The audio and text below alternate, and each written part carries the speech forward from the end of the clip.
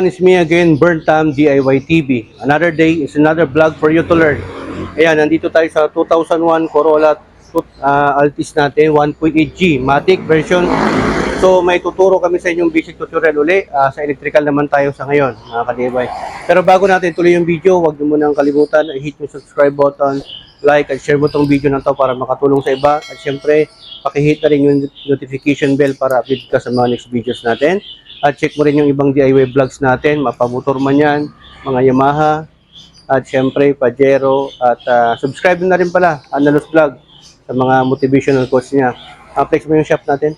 Yan, may bago pa tayong Dominar, 400cc sa customer yan. So dito tayo sa Sitio Casbog, Barangay Magtakin, San Carlos City, Pangasinan. Are taga Pangasinan dito, masanto sa Kabusan si Kaya Tatang Agagi. Ayan, so wag na nating pahabain. Tara, ka-DIY. So may senaryo ako na share sa inyo. Nangyari ito nung bumiyahe kami papuntang La Union. So nasiraan tayo doon, tumirik sa gitna ng kalsada yung sasakyan natin. Itong mismong sasakyan na to, na Toyota Corolla Altis natin. Nangyari, namatay na ako bigla. So na-found out ko na nasira yung ECT niya, yung engine coolant temperature, at at the same time, nung naayos namin yung ECT, napalitan na natin ng pyesa, ayaw pa rin, wala pa rin kuryente na nilalabas, so hindi pa rin siya mag-crank kasi walang kuryente na binibigay. Until such time na na-check natin na yung ground pala, yung ground wire ng ignition coil napatid. Tatlo, more than 2 ang napatid na wire. Due to wear and tear, kasi this is 2001 Corolla Altis, so matagal na po to, kaya nag-brittle na yung wires niya. Yun, ito yung kung paano natin ma-check, paano natin malalaman. Once na mangyari sa inyo to na hindi umaandar, walang kuryente, ganito lang po. So ito yung mga tools na gagamitin natin, mga ka-DIY. Nag-prepare tayo ng isang ignition coil na ito yung nasira dahil sa naputulan tayo ng wire. Tapos may pliers tayo, cutter blade, size 10mm para pang sa ground, sa nut. May tube din tayo dito. Pamalit natin ito mamaya. At saka mga wires na ipapalit natin sa ground wire. Pwede nating pag-isahin, pwede nating individual. So pinakita ko lang po ito. Tapos magpapalit na rin tayo ng terminal. Pakita mo dito. Yan, terminal. Ito yung mga gagamitin natin, tapos electrical tape. Tapos syempre gagamit tayo ng gloves. Siyempre, kung nag-aayos kayo, mainit yung makina, baka mapasok kayo, gamit kayo ng gloves, okay? At the same time, ito ang pinaka-importante, start para malaman natin kung may pulse or may connection yung ignition coil natin. So, tara mga ka-DIY. So, ito, naka-on position na yung susi. So, hindi na tayo magsisindi dyan. Dito na, kasi may ginawa ako dito na sample. Dito naka-rekta sa starter para mas makita nyo. Ganito po ang sign ng bad injector. Bad ignition coil. Ibig sabihin, kahit na kung naputulan ka ng ground wire, kahit na dalawa, hindi na aandar yan. Aandar man yan, papalya. Mamamatay. So, ganyan siya. O, diba? Yan, walang crank yan. So, ganyan mga ka-DIY. Hindi talaga aandar yan hanggang maubos na yung battery mo. So, ang gagawin mo dyan, ganito. Ito kasi yung ground niya. Yan, ito yung ground wire ng, yan, ground wire yan ng natin. Nandyan sa baba ng ignition coil. So, ang gagawin natin, tetesteran natin yan mga ka-DIY. Ganda, tanggalin nyo na rin ito mga ka-DIY. Itong intake na to para hindi kayo mahirapan. Pag gumagawa kayo, tanggalin nyo to. Okay? Tapos, lagyan nyo ng basahan to. Or kahit nang ganyan na, kasi nakasarado naman. Para baka makalimutan yung basahan, masisip-sip nyo. Okay? So, ganito po ang pag-check ng walang ground yung mga ignition coil natin. Kaya hindi umaandar or walang binibigyan na supply na kuryente. So ilalagay natin to sa positive. Itong tester natin. Dapat yung umiilaw. So tatry muna natin. Yan, umiilaw ho siya. Tanggalin nyo lang po yung pin, yung socket. Tapos i-check nyo dito sa may dulo. Ganyan. Pag wala hong ground, yung injector natin, walang kuryente, walang supply ng kuryente. Ganyan ho, yung pulse niya. Yan, nagbi-blink po yan. Ibig sabihin, mahina po yung ground niya. Okay? Dito naman sa positive side naman to, ilagay natin dito. Iilaw po yan. Ayan. So okay ho yung positive niya. Yung ground lang ho ang may problema. Ito yung ground niya. Okay? So, pag naputulan ho kayo ng ground ng injection coil ninyo, ignition coil ninyo, sorry, ganyan ho ang mangyayari. Ngayon, pag good na po yung ignition, good na po yung ground ninyo, ganyan ho. Dapat ganyan. Okay? Yan. Idiniin ko ho kasi maluwag ho to, putol po yung wire dito. Ako, idinidiin ko ho dito sa body ground niya sa may head. Yan po mga ka-DIY.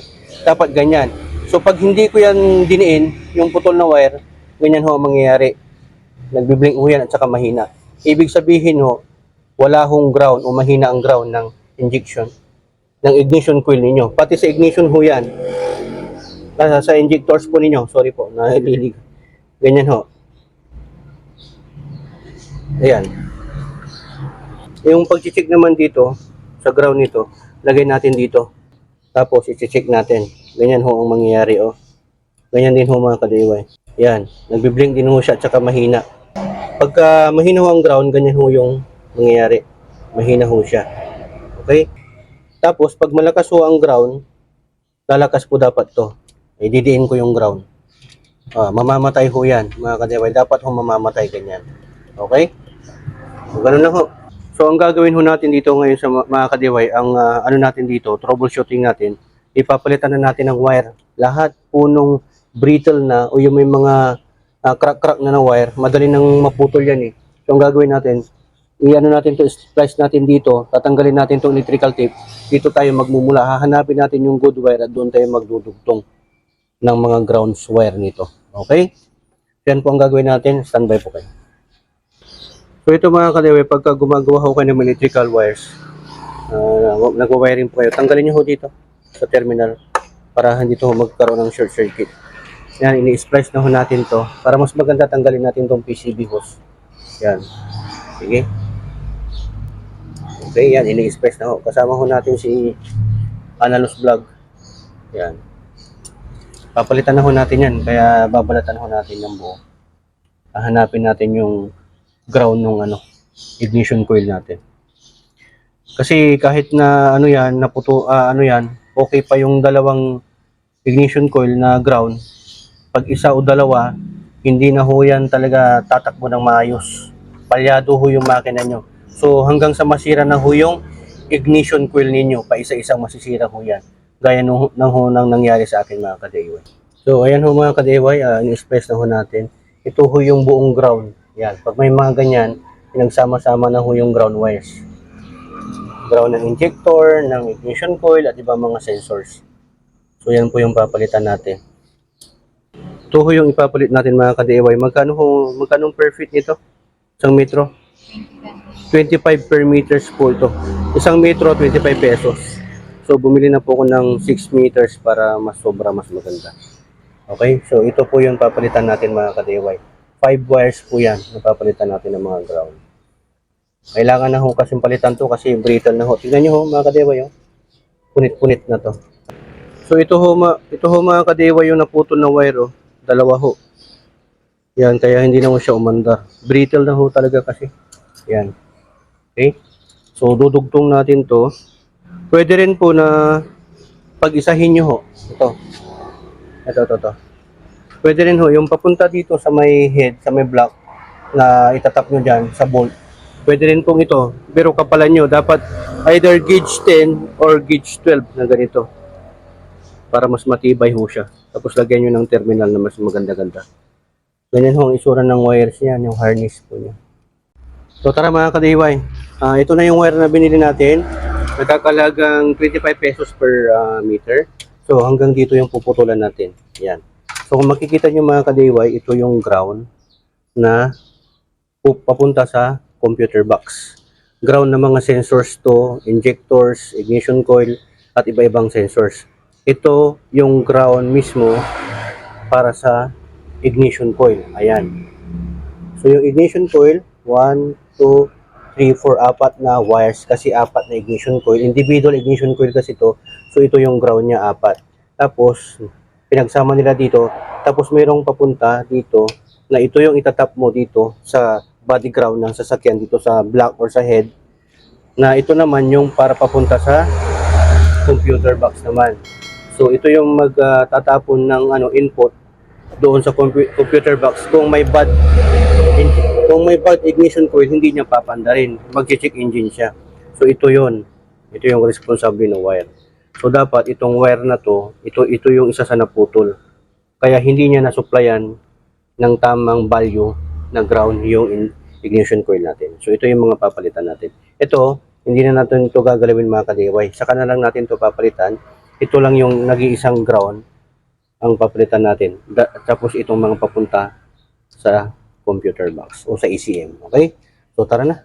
Ito mga ka-DIY, tuturo namin sa inyo yung binibili nyong wire para matesting nyo kung meron siyang connection talaga. Pag sparkin nyo, yan o. Magiging clips yan. So yan, okay yan, may connection yan. Okay? So yan ho mga ka-DIY, binabalatan na ho natin dito kung saan dito tayo nagputol sa bandang may alternator. Yan yung pinuputol natin. 4 na wire ho yan, ini-splice natin para sa ganun mapagdidikit na ho natin.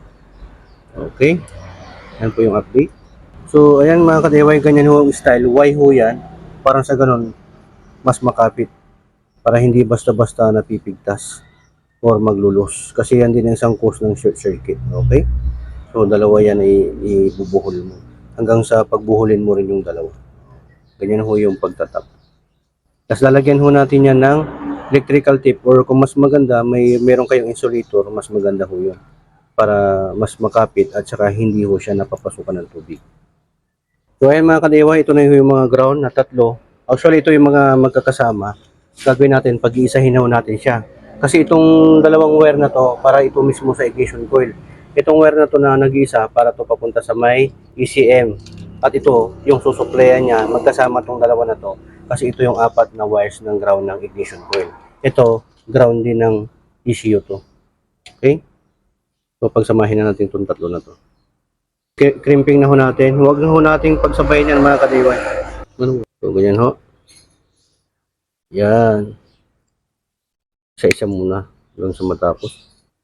Yan. So i-crimping na ho natin yung terminal. Ganyan ho. Bigatan mo lang yan.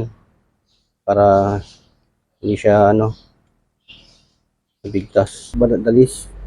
Isa-isa ho yan na natin. Hindi ho pwedeng pagsabayin. Tapos hindi namang ganyan. So yan. Make sure na pag try nyong i-ganyan, hilain. Kung hindi na mahila, mahigpit na yan. Ito naman yung sa ignition coil. Yan. Tapos pailalim mo. So yung mga ka-DIY, tapos na ho natin na nalagyan ng terminal yung ground ng ignition coil at tapos itong isang wire papunta sa ECU, tapos itong mga ground ng mga sensors. So ayan. Papakita ko sa inyo pag hindi nakalagay ito or naputulan, kunwari ipagpalagay na lang natin na hindi nakalagay, maluwag sa tornilyo or naputulan kayo ng ground para dito sa ignition coil, hindi ho yan aandar. Magka-cranking ho siya pero wala hong kuryente. Tingnan nyo, hindi nakalagay yung ground, di ba? Direkta natin para makita ho ninyo. Yan, wala ho talaga. So ngayon papakita ko, pag nakafix na to, nakalagay, ito yung bagong pinilit natin. Kung nakalagay ho yan, aandar ho yan. Kaya ilawan ho natin para makita nyo. Dito ho nakalagay yung ground. Ito. Dito ho, mga ka-DIY, sa malalim. Ito ho, yan.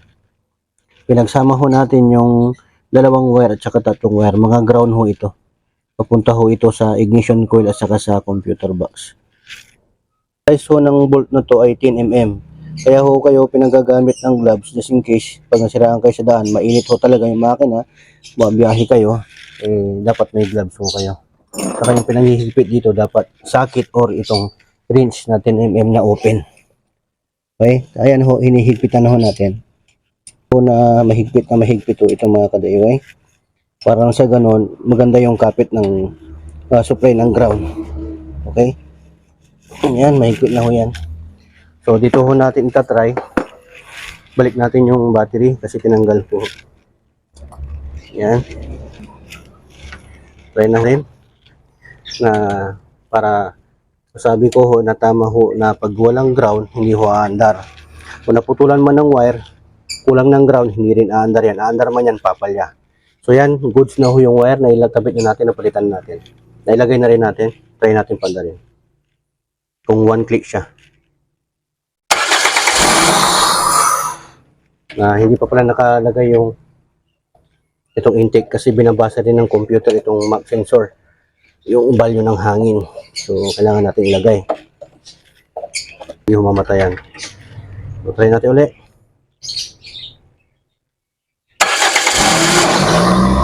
Yun. So, umandar na ho siya mga ka-DIY. Diba? Nakita nyo naman. Pag hindi nakalagay yung wire, pag kulang yung ground ng wire, naputulan kayo ng ground wire para sa ignition coil, papuntang ECM, mag-check-in din ho siya. Hindi ho siya aandar ng matino. Kapalya ho siya. Kung sakaling aandar, mamamatay rin ho siya. So, ganun lang ho. Okay? Sundan nyo lang yung proseso. Pero ipapakita ko rin po yung cause. Okay, patay muna natin. Yan, pinatay na ho natin.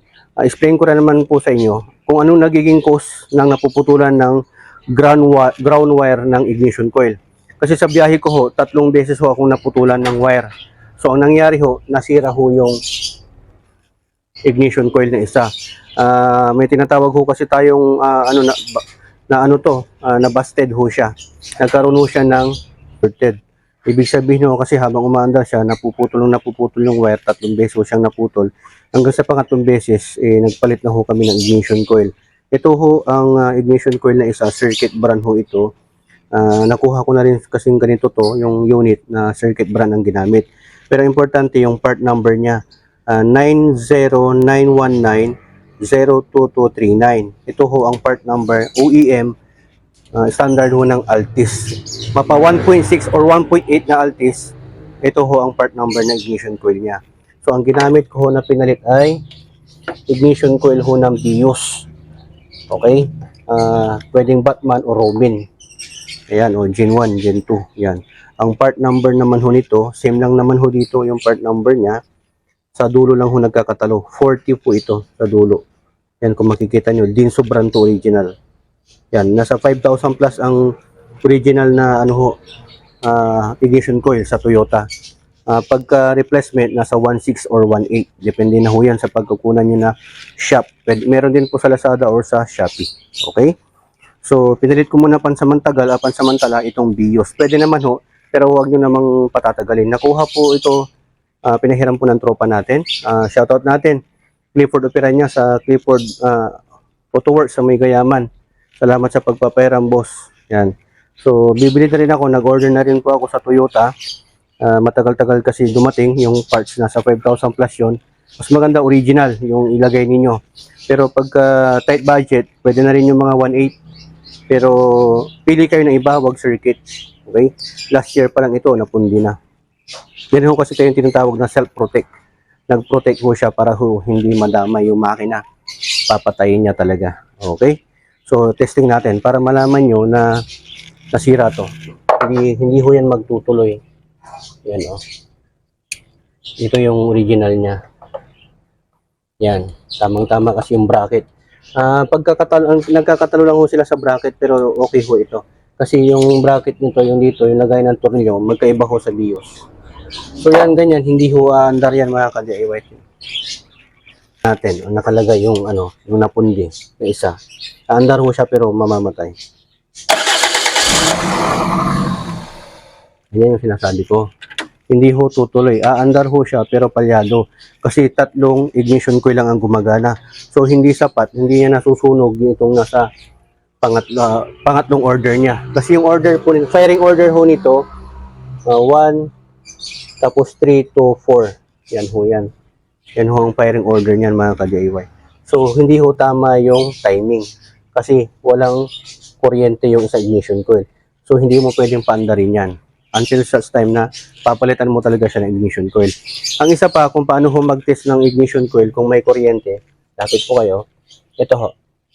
Tanggalin nyo ho ito, may tornilyo ho yan na bolt, tanggalin sa socket. Kung may spare kayo, yan, na spark plug, tapos ilagay nyo yung socket, yan. Tapos ilagay nyo sa may bakal, sa may ground. Tapos, ikakrank natin. Kung wala hong lumabas ng kuryente dyan, wala hong sira ho ito. Sira ho yung ignition coil, okay? So, ingat po tayo sa pag-DIY, sa pag-testing. Huwag nyo pong ilapit yung kamay nyo dyan para hindi kayo makuryente. Ayan, testing. Yun, walang kuryente. Diba? Huwag na natin patagalin. Wala ho siyang kuryente. Itong BIOS, ilalagay natin yung sa BIOS. Ito. Try natin. Ito yung pinahiram sa akin. So, ito yung spark plug na ginamit din natin dito kanina. So, ganyan lang po. Ipasok nyo lang humaigi. Tapat nyo sa any body ground dito sa tornilyo. Tapos, ilagay nyo yung socket. Ito yung sa BIOS. Ito yung napundi na circuit brand. So, paandarin natin. Dito na lang sa harap para makita nyo. Tingnan nyo kung may kuryente na lalabas. O, diba? Meron. So, ganyan lang ho yung pag-check mga ka-DIY. Para malaman nyo agad kung may kuryente yung ignition coil nyo or okay pa yung spark plug ninyo. Kasi kahit na okay yung spark plug ninyo, kung walang kuryente to, wala rin siyang mapapalabas na kuryente dito sa spark plug kasi hindi rin niya masusuplayan. Or kahit na good din tong ignition coil nyo, kung hindi rin good yung spark plug nyo, wala rin pong lalabas ng kuryente dyan. Either sa dalawa na to. Okay? So ayan, okay na po yung ground, okay na po yung supply niya. Yan. Ganyan lang po mag-test. At meron pang isang pagtitest. Yung naipakita ko na sa inyo kanina, gamit ko kayo ng tester or multi-tester. Meron pong value yan. Hindi pa kasi dumarating yung order ko na pang-test ng pulse continuity at yung volt value ng mga sensor at injectors, pati mga dito sa mga socket. So, ganyan lang ho. Lagay ho natin dito. Pag good ho yung ground nito mga ka-DIY, dito ho tayo, dapat steady ho yung ilaw. Yan, ganyan ho yung ilaw. Dapat steady. Hindi ho siya nagbi-blink or erratic. Dapat ganyan kalakas yung ilaw. Good ho yung ground yan. Okay? So, ganyan lang po. So, ayan. Sana may natutunan kayo mga ka-DIY. So, ilalagay ko na ho ito. At, ipifix na ho natin tong wire para magamit na natin tong kotse. Check nyo rin yung ka-DIY, yung ibang vlog ko kung paano ho magpalit ng ignition coil socket. Kasi pinalitan na rin natin to. Kasi naglulus na rin yan. Kasi kahit dito, isang patid lang na wire na to, hindi na rin yan, papalyan na rin yung andar niya. Hindi na ho tama yung firing ignition niya. At dito rin, kung sira din yung wire nito, check nyo rin yung vlog kung paano rin magpalit ng socket ng injectors, pati sa BBTI socket. So, ayan, pipix na ho natin yan. Ipakita ko lang sa inyo yung proseso. Yung proseso naman ngayon, kung paano ho mag-tape itong harness na yan. Para ho hindi ganyan na spaghetti. So, ito naman yung proseso kung paano ho natin ibalik sa maayos. Yan. Nilalagyan na ho natin ng tape. Naito brand. Naito tape po yung gamit natin mga ka-DIY. Makapit na makapit ho yan. Although manipis, pero makapit na makapit. Tapos, aside from that, lalagyan ho natin ng flexi hose. Yan, insulator hose para na sa ganun. Mas patibay po yung wire. Malayo ho siya sa short circuit at sa mga pilat at sa mga heat. Sobrang init ho kasi yung makina. So yan mga ka-DIY, dito na ho tayo sa part dito. So kung mapapansin nyo ho, ayan, dito ho yung sa part ng ignition. Ayan. Ito, pinagsama-sama natin yung sa may part ng ignition. Tapos ito naman, dito sa para sa mga transmission. Okay. Yan o, malapit na hong matapos. So yan mga ka-DIY, inaayos na rin natin yung flexi hose o yung insulator hose. Pinabalik na rin ho natin. Okay. Pati yung socket. Dito na. Ayan. Kailangan ho na ibalik natin yan para hindi ho mainitan masyado yung mga wires natin. At malayo sa shortage o short circuit. Okay. Ito ho, pinagsama-sama. Yan yung mga ground. Kung may makikita kayong ganyan na pinagsama-sama ground ho yan. Ayan, meron pa ho dito. Tapos itong socket na to, na kung saan iisa lang yung ground, kahit na dalawa yung pin. Ito ho yung sensor, ground din ho ito para sa computer box. Ayan, makikita niyo. Tapos itong isa naman dito para sa ECP natin. Yan yung pinalitan ko rin ho. Nasa 700 ho yan, doon sa La Union. Ayan, pang Toyota Altis talaga. Yan, ilalagay na ho natin. So yan, pinipix na rin natin yung ground. Malapit na matapos itong mga ka-DIY. Tapos ilagay na rin po natin yung ibang socket na tinanggal ho natin. So yan mga ka-DIY, ibalik ko na rin itong tinanggal din ho kasi natin itong socket ng camshaft sensor. Kasi pag hindi rin po nakalagay yung isang socket dito or hindi rin po nagana yung isang sensor, lalo na tong camshaft sensor, hindi rin ho aandar yan. Lalagyan na rin natin tong PCB hose. So yan, all goods na po. Okay na ho yung ignition coil natin. Lagyan na rin ho natin yung sa harness niya, yung electrical tip, saka insulator hose. Tatry na ho natin na panda rin kung one click na ho siya at wala na hong palya. Okay? Yun. O, diba? Ano kasi, cold start pa yan, kaya mataas pa yung idle niya. Pero bababa na ho yan pag bumaba na rin yung temperature niya. Ay, ibig ko sabihin, pag nag-okay na yung idle niya, nasa 800 na siya, bababa na rin ho yung ingay ng makina. Cold start pa rin kasi ito, hindi po pa nagamit yung sasakyan. So, ganyan lang po yung proseso mga ka-DIY, kung paano ho mag-troubleshoot ng walang kuryente sa ignition coil. At saka kung naputulan ka ng ignition coil at kung nasiraan ka ng naputulan ka ng ground wire ng ignition coil at kung nasira ang isang ignition coil mo, ganyan lang po yung pagto-troubleshoot at ganun din po yung proseso kung paano magpalit ng ground wires ng ignition coil papunta sa computer box. Okay? So sundan niyo yung proseso. Dito sa HPT, dalawa lang po ang meaning ng DIY. Do it yourself at destroy it yourself. Okay? So sa pag-DIY, ingat po tayo lagi. At syempre, dito sa SPT, sharing is caring. So kaya ho namin sinishare yung mga experiences namin. Kaya ho kami nag-DIY at binablog para ho hindi na ho kayo magka-problema o magka-aberya. Pag sakali nangyari to sa inyo, sa daan, may idea na kayo. Pero pag hindi nyo po kaya, mas mabuti na tumawag po kayo ng certified electrician, technician dito sa makina at sa wiring ng mga sasakyan. Tumawag kayo ng mekaniko. Ito kasi pwede rin po na gamitin nyo po yung natin, yung scanner. May scanner din ho tayo na gamit. Pero pag sa ground wire lang ho kasi, hindi ho lalabas yan. Kaya minamanual ho natin. Multi-tester, tester, ganun ho yung paggagamit. Okay? So maraming salamat. Hoping na may natutunan na naman po kayo sa vlog natin sa ngayon. To God will be the glory. And burn tam. Signing off.